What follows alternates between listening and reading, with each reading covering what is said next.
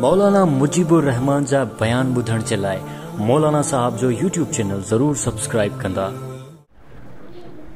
फजर नमाज़ न पढ़ण जो नुक़सान केतिरो आहे? साईं हदीसुनि मां साईं तमामु वॾो नुक़सान अल्लाह जे नबी सल्लल्लाहु अलैहि वसल्लम फरमाए, जेकॾहिं कंहिं शख़्स फजर नमाज़ कज़ा कई, सिजु उभरी आयो बग़ैर कंहिं ॾिसो न, कॾहिं कॾहिं ईअं थींदो आहे हिकिड़ो माण्हू नमाज़ जो पाबंद आहे, इन पाबंदी खां बाद में जेकॾहिं कॾहिं कॾहिं सिजु उभरी वेंदो आहे, पर हिन खे सिजु उभरण सां बाद में शर्म महसूसु थियो, अॼु जेकी मुंहिंजी नमाज़ हुई, अॼु मूंखां जेको एतिरा वॾा अमाल निकिता, इन ॻाल्हि ते त पोइ जेको आहे इन लाइ का माफ़ी आहे।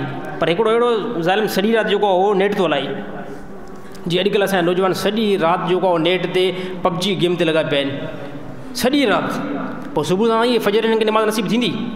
पोइ अल्लाह जे नबी छा फरमाए? अल्लाह जे नबी फरमाए फजर नमाज़ कज़ा करण सां ऐं सिजु उभरी अचे, अल्लाह जे नबी फरमाए शैतान उथे थो, शैतान इन जे कन जे अंदरि साईं उहो पेशाब थो करे।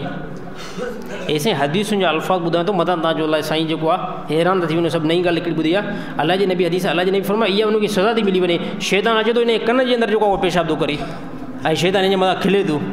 ॾिस कीअं जेको अॼु जेको आहे नमाज़ तोखां जेके कज़ा कराई माई, हे उहे नौजवान जेके 4 नमाज़ूं पढ़नि था ऐं चवंदा त साईं फजर ते जेकी आहे उहा अखि नथी खुले।